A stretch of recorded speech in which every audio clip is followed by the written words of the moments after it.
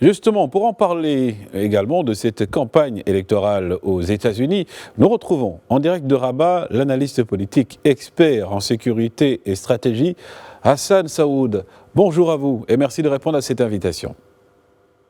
Bonjour, cher ami, et merci pour votre invitation. Donc, à 33 jours du scrutin de novembre prochain, la campagne américaine bat son plein. Quelle lecture faites-vous des débats intenses entre républicains et démocrates ? Oui, les débats se sont déroulés d'abord entre les deux candidats et puis avec les deux colistiers. Visiblement, le premier débat entre le président Trump et la vice-présidente Kamala Harris a tourné à l'avantage de cette dernière. Le débat des deux colistiers a été, semble-t-il, moitié-moitié. Donc, il y a encore 4 semaines, une éternité et un temps très court pour nous sommes dans une ligne droite, mais d'après certains sondages un peu agrégés, il y a un avantage chez la vice-présidente, notamment dans 3 ou 4 swing states. Le vote populaire tourne certainement à l'avantage de celle-ci, mais le vote populaire ne signifie pas la réussite. Et Mme Clinton, M. Al Gore, on avait fait l'expérience. C'est les grands électeurs qui font une présidence et sur les 538 grands électeurs, il faut en avoir 270. Les sondages sont très serrés et ces dernières semaines Parlons même de ces sondages, M. Saoud. Selon donc les sondages que vous venez de parler, la vice-présidente américaine, Kamala Harris, devance l'ancien locataire de la Maison-Blanche, Donald Trump, dans les intentions de vote. Jusqu'où ces sondages sont-ils crédibles selon vous ? Oui, les démocrates et les républicains, leurs assiettes électorales ne suffisent pas. Ils sont en train de piocher dans les indécis, dans les indépendants et dans certains des deux côtés. Ce sont des sondages serrés, mais tous les sondages s'accordent que Kamala Harris a non seulement comblé le retard dû au dernier débat calamiteux de Biden, et elle se trouve maintenant à la hauteur, sinon qu'elle dépasse l'ancien président.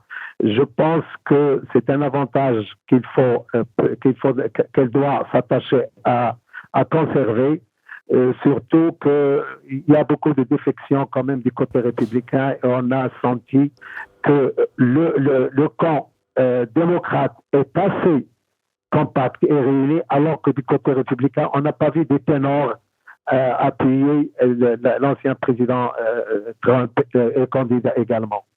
Selon également plusieurs analystes, l'élection présidentielle va se jouer dans les États clés des swing states qui basculent d'une élection à l'autre dans le camp démocrate ou dans le camp républicain.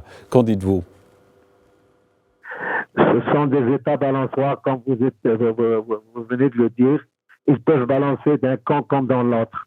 Je pense qu'il y en a 3, de mon point de vue, et selon certains sondages agrégés, la Pennsylvanie restera quand même démocrate, le Michigan également, le Wisconsin. Il reste la Caroline du Nord, où ils sont préférés, mais la Géorgie, un peu, le Michigan reste du côté de Trump. Il y en a d'autres qui sont indécis, mais les jours qui arriveront nous indiqueront à peu près un passement des intentions de vote, sachant pour vous le dire que déjà 900 000 Américains ont voté de manière anticipative. Et donc il y a cette dynamique.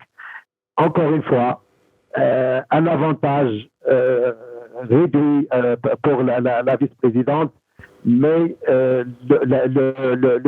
l'ancien président peine à convaincre tellement ses discours sont décousus et qu'il est sur le passé, alors que Mme Harris pointe l'avenir, l'union, etc.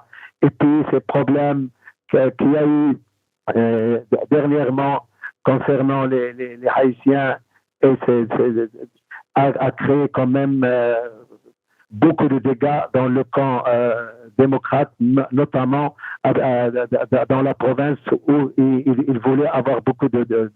Maintenant, il faut s'attendre à certains développements, mais de mon point de vue, la dynamique actuelle, à moins d'un incident, est du côté de la vice-présidente.